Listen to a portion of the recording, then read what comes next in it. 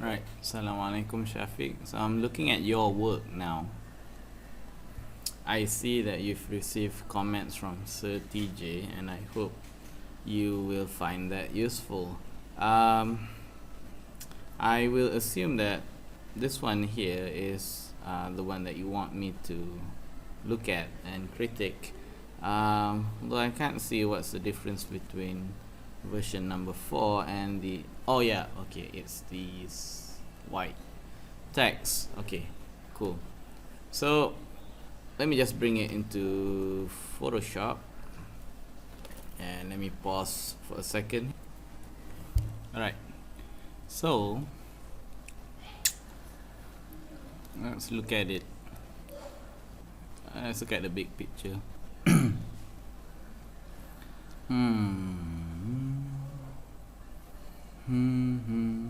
Alright. Alright.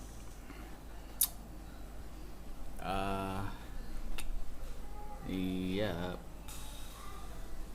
Okay. Okay, for the most part, I'm going to assume what you're trying to achieve here, and it feels like what you're trying to do essentially is you're trying to say if we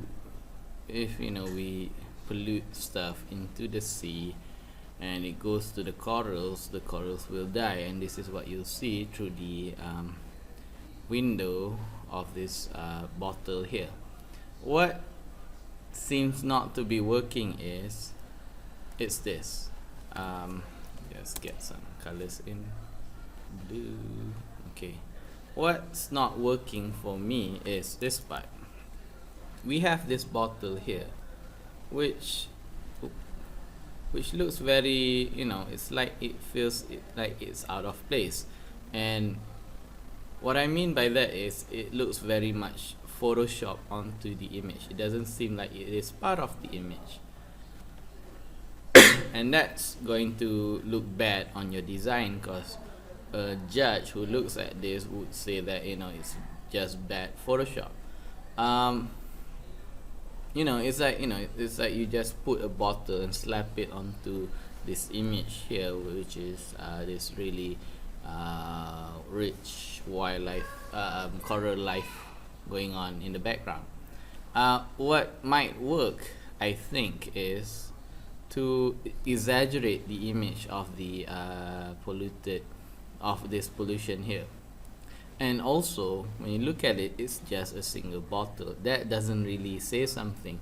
It kind of says that this bottle is pollution and it's going to affect the corals, but on the outside it is just a simple bottle. It's just the shape of a bottle being slapped on here.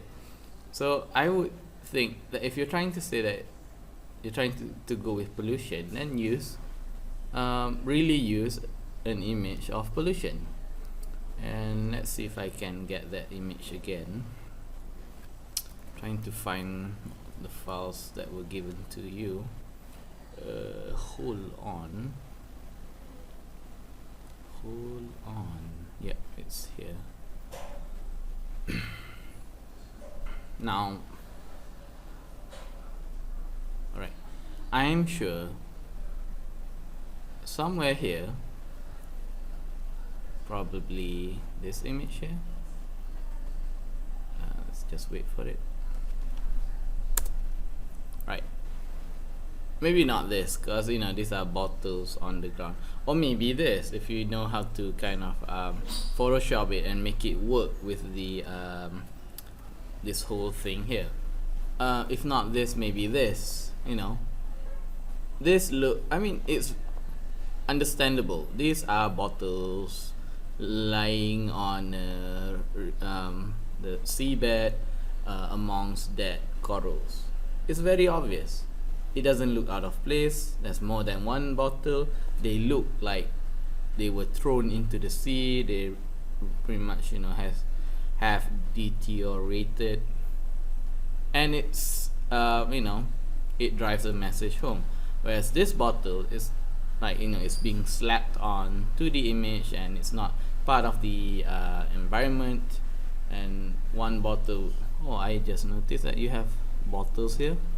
Yeah, you cannot use this image. And why not just use that image? Use all of it, cleverly Photoshop it so that, you know, we have that, and probably that blah blah blah, and you have that image, and then you have all that nice coral around it. I got no time to actually Photoshop it for you and show it to you, but I hope you get my idea. So we have this reef, this dead reef, and around it is this really beautiful reef surrounding it. Means that, you know, it's really obvious that you're trying to show that, you know, the pollution coming on into contact with the beautiful coral reef will bring the death of the coral reef. Yeah, so you gotta make your message clear with the visuals, not this. I mean, you're trying to show that upper bottles that were thrown into the sea, but with this very much upper.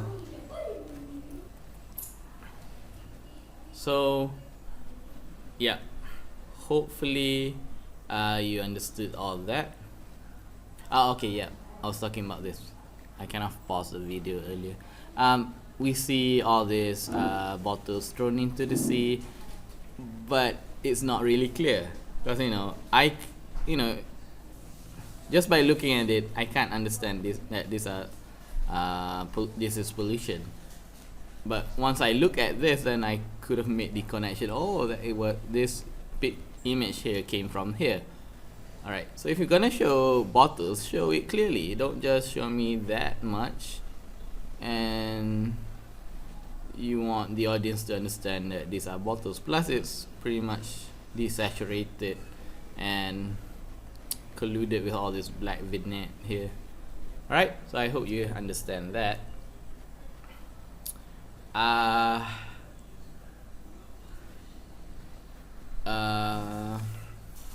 Right, so I'm trying to, okay, here's the thing with how you place text in your poster. Now I'm sorry, I'm kind of particular with how your eyes are being led. Like, you know, what's the first thing that you see when you look at the poster? Okay, and just by looking at it, the biggest thing that kind of attracts my eye is this guy here. Yeah, alright, and it's not these words here. So probably, you know, number one is this, and then our eye kind of travels probably there, you know, because this is kind of big, and then from there we see reef check number 3, and probably then I would start to read. And that is even if I do find this text interesting.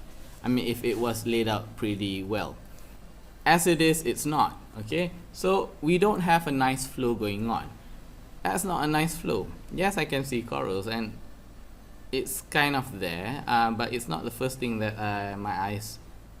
Probably, you know, from number 4 I will go down to the corals, so that'll be number 5, and I'll be examining all this and probably look at this and, oh, there's a website link there, and I'll go to more corals, number 7. I don't know, maybe I'll do that. But just by looking at it, look at all the movement of the eye. It's not a nice graceful movement, if you get what I mean. I'm going to kind of really drive that message home, and let's just look at some posters. Okay, I like to use the Star Wars Rogue One posters because they were really good. Okay, I'll just use this one. So let's just view image. I'm gonna pause this because it's gonna take some time to load. Alright, so here it is, the Rogue One poster. Let's just create a new layer.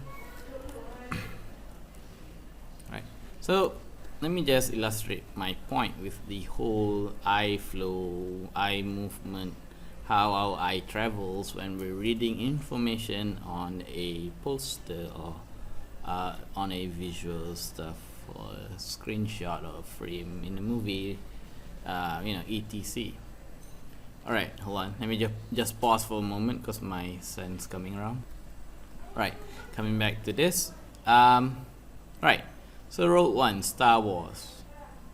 Now, if I were to ask you, what is the first thing that you will look at? I don't know about you, but if you ask me, it's her. And the reason for this is our eyes, humans, naturally, when they look at someone, the first thing they look at are the eyes. And notice how big the eyes are. And our eyes will automatically be drawn to this part of the image here. That's the first thing that we're gonna kind of notice. And from there, it's very subtle that we see Darth Vader here, but I'll come back to that. So you start with that, probably, and then you would go down.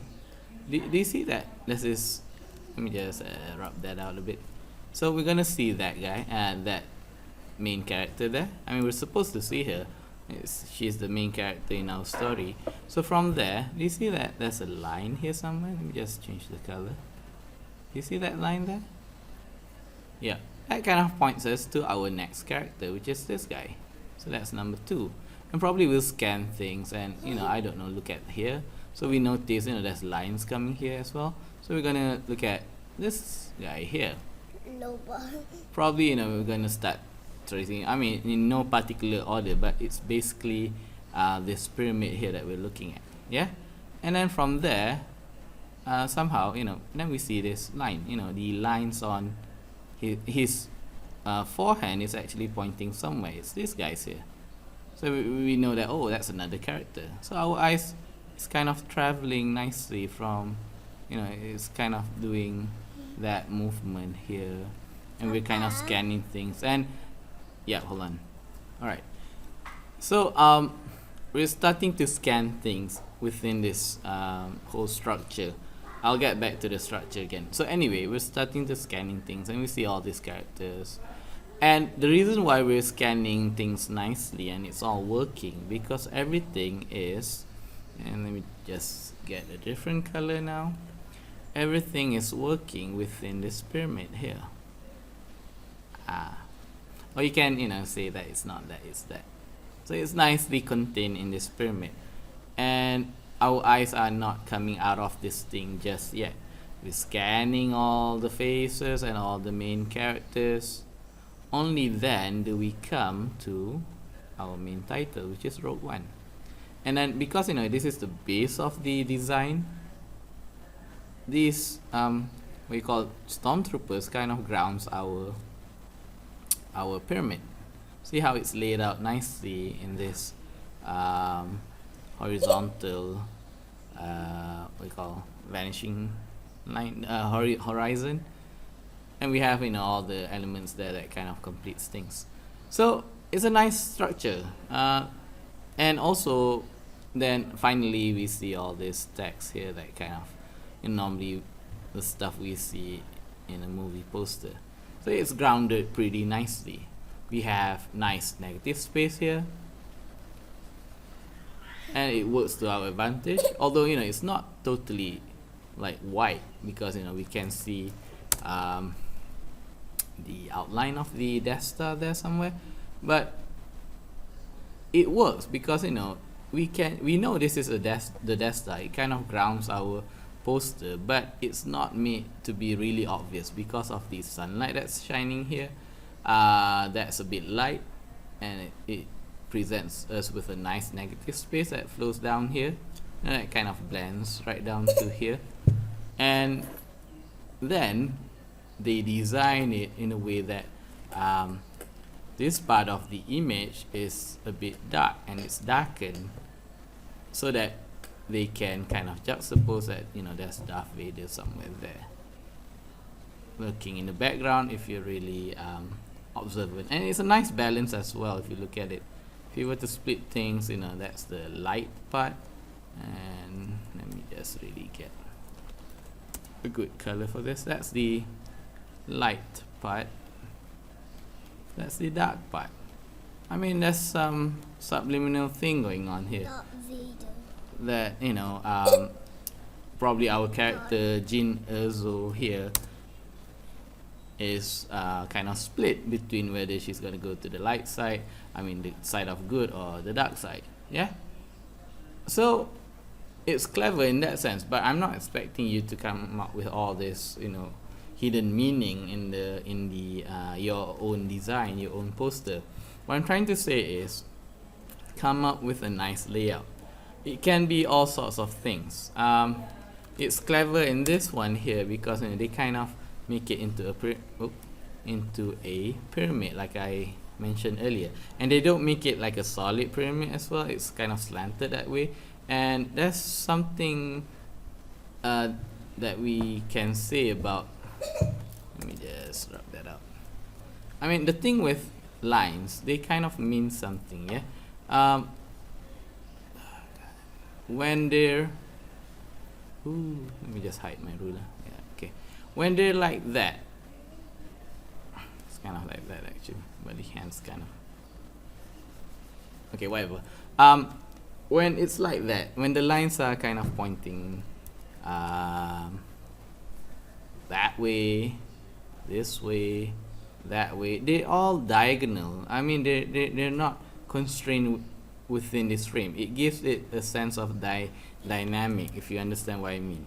Because we have here, let's just get a different color. We have here the frame. Yeah, the frame is made out of a horizon line and a vertical line. Yeah.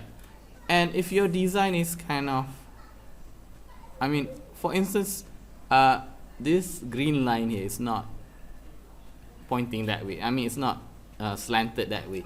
Say the green line is something like that. That's not looking really nice. It kind of, it's similar to this one here. In some cases you want that to happen, but when you have lines that are not parallel to your frame, it gives you a nice dynamic, if you get what I mean. Yeah, so think about that when you're trying to construct your layout. I really suggest that you explore that and come up with a nice layout. Also think about how the flow is gonna be like. Oops, you know, so we see that, and then we read, or probably not, probably, you know, my eyes are kind of doing that. No, that's not nice. Probably it's this, and then you kind of scan the whole Rogue One and then you see all that guy, you know, and then you come back to here and you see all the stormtroopers, and probably then you start scanning again and then you notice there's Darth Vader here. But anyway, but it's a nice flow of things. Yeah, so come up with a nice dynamic flow. How you're gonna ground the design, what kind of colors you're gonna use, contrast things properly. You know, contrast is really important. Never put text like, you know, dark text on a dark background there. You're not gonna, you know, because there's so much things going on here. There's so many faces, there's so many details. You don't want all these details kind of messing around with all the text. Here, the designer cleverly placed Rogue One, a Star Wars story, on top of a white cloud, the background, white sky. And it's very clear that way. And let's look at yours. Okay. When you come back to here, I mean, you can clearly see that, you know, one, our eyes are going all over the place. And it's not a nice flow, because, you know, if you compare with that, it's a nice flow from top to bottom. Yeah, it's a graceful thing. If you get what I mean. It's a graceful thing. Go there, go here, and then settle down, and it finishes the design. But here, we're starting from the middle, and that's not the most ideal place to start. Scanning, and you go up, go here, blah blah blah, and you don't end with a nice closure. I mean, preferably it should end with these links here, yeah, but we end up kind of here. So you gotta think about the flow and the layout, yeah. All right, I don't want to go too long. It's already 19 minutes. Let me just wrap things up. You gotta also think about alignment. There must be a reason. Oh, also, okay, I'll talk about that later. But alignment is really important actually. You gotta how to say, why would you want to put this text up here very close to the edge of our poster, and you have a big gap there, and then it's not aligned? Alignment is important. It doesn't, I'm not saying that everything has to be straight and aligned, but you know, depending on your design, there's a reason why you kind of place it, you know, you kind of, let me just get it, you kind of end it here, here, here. Why didn't this text go on and flow here? Why did it had to you know, cut there and continue here? Why is the question that you need to ask. Don't just place text simply without, you know, no thought going on into it. Yeah, why are there so many sizes going on here? You know, that size, that's one size, that feels like a different size. Maybe I'm wrong, but I mean, I get what you're trying to do. You're trying to say that these are all keywords: coral reefs, slowly dying out, waste and plastics, improper fishing, important part, do your part, save our reefs. Okay, you're trying to say a lot of things. Copywriting isn't there to kind of it helps the design, but it's not there to kind of, you know what they say about, you know, show things, do not tell. What you're doing here is you're telling a lot of things via text, and that's not what a poster is supposed to do. Preferably, ideally, your visuals will explain what you're trying to say in your copywriting. The copywriting is just there to kind of supplement the visuals so that it will be much more clearer. Or the copywriting, the text is there to kind of be clever with things. It kind of juxtapose or, you know, it's like a wordplay on the visuals and whatnot. Okay, all right. So that's it. With that. Okay. Therefore, what I would suggest is, if you're trying to highlight coral reef, okay, this is what I'm trying to get from your work. Coral reef, they're dying. Waste and plastic, improper fishing methods. See, there's a lot of things. What are you trying to say? Are you trying to say this, you know, waste and plastics, or are you trying to say improper fishing? If you're trying to say that, okay, a better thing would be to either pick one or just use both, but instead of saying it in copywriting, say it using visuals. Use visuals to tell what you're trying to say here, which is waste and plastics and improper fishing methods are killing the corals. Just show dead corals. Why? Because we have improper fishing methods going on, or because we have waste and plastics. If you ask me, I would go with only one. I do not want to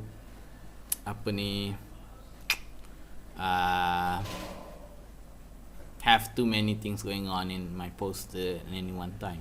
Just keep it simple. Yeah. All right. Straight to the point. All right. What else? Important part. Yeah, the important part. I mean, this is okay. I would guess if you're trying to use copywriting, this part here is fine. This part here. Yeah, they're important. You don't need to highlight it. People will read it, and if the text is clear, the text is there's contrast in the text, they will see it clearly what you're trying to say here. And probably, yeah, this part too, and kind of, you know, just put it up here and make it into a nice paragraph. Yeah. So all this stuff here at the top here. Sorry about this. Okay, let me just really make it clear. This part here, this is good. That can be your copywriting, yeah. But what am I doing? Writing. That can be your copywriting. You can use that. But this part here, I would say that use visuals. That's where you need to use your graphic design skills and Photoshop skills and taste and whatnot to kind of use the visuals to present all that message you're trying to say. And also pick a better font. This font looks very, how to say, sci-fi, Star Trek. So, and also, you know what's the biggest thing is, you know how they say that, don't put too much font types. I'm gonna count how many font types are there. That's probably the same as this one up here. Okay, right, so we have, let's talk about fonts.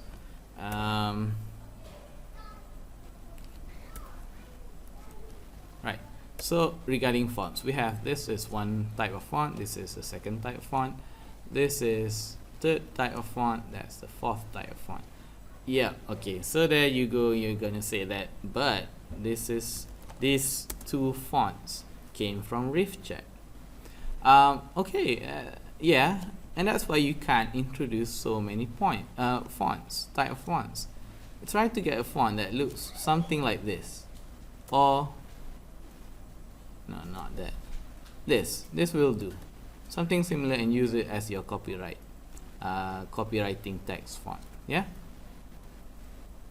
So you end up with one type of font, two types, and probably a third type here as your headline.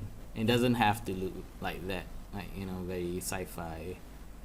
There's no reason for a sci-fi font in a environmental poster. Okay, and the last thing before I end my critique, it's this one. Yes, this is good that it's white on a dark background, but it's not working for me. See, that's kind of white on white. You see that? This is pretty much white on a light thing. So try to place it somewhere that it's clear. I mean, it's not just a matter of, I don't mean that make it dark down here or what, because that's kind of lazy graphic design. Do something with this so that it doesn't sit somewhere in this really busy part of the image. That's a busy part. There's so many details and you're just slapping text there, so it's not working for me. Yeah, so have a nice layout. And also, this stuff here is too close to the border of our poster. So that's pretty much it for me, Syafiq. I hope you find that useful. Certainly you can make it more interesting. I think you have a big problem with trying to make things work in Photoshop. In particular, you talk about how it took a really long time to produce this kind of masking effect. Yeah, well, that's part of the learning process, so I hope you take it in stride, and it is a lot of trying and looking up tutorials on YouTube on how to achieve that. Of course, I can't teach everything, but if there's really something that you are having trouble with in Photoshop, like you don't know how to do something or image edit something, you can always ask me. I will try my best to answer that in due time. So I hope you find that useful, and Assalamualaikum.